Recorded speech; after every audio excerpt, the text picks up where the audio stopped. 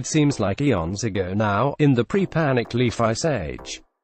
Before the climate change around a club being presumptively measured for playoff extinction, and hadn't even stepped foot on home ice yet.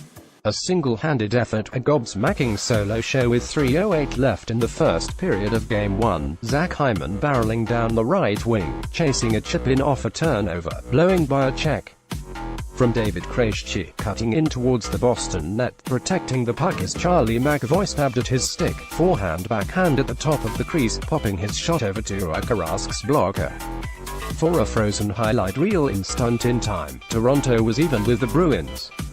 Which didn't happen again, not on that Thursday night, not on Saturday night. Both Boston hosted games in the first round Fandango ridiculously one-sided, the Killer Bees looking like cannibals, looking like they were fit to sweep, a humiliating outcome. The Leafs were girding the loins to avoid the Air Canada Centre on Monday. Without Nazem Kadri, still in suspension stir. Without Leo Komarov for Game 3. With Dominic Moore plugged into the lineup. With Tomas Plekanec elevated to the second line, and nobody saw the coming. Either a brilliant ploy or a cockamamie Hail Mary by coach Mike Babcock to hinder and harass the juggernaut that has been Boston's top unit of Patrice Bergeron, Brad Marchand and David Pastrnak. Toronto's fortunes shouldn't pivot on shiny individual exertions, of course.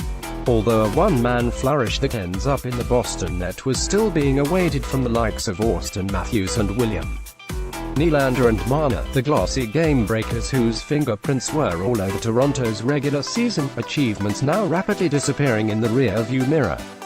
Hyman isn't a bold-faced star, even if he does run with them. Matthews and Nylander on Toronto's most masterful forward line.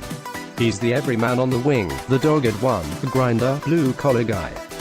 In other words, the complete opposite of his personal pedigree as a kid who grew up in Forest Hill, attending private schools, occasionally dropped off by his dad in a Porsche.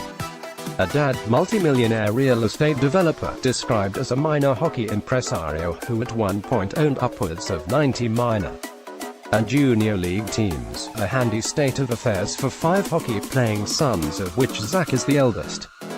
Years back, when he first started to turn heads, Zach Hyman told a reporter, "People never give me any credit.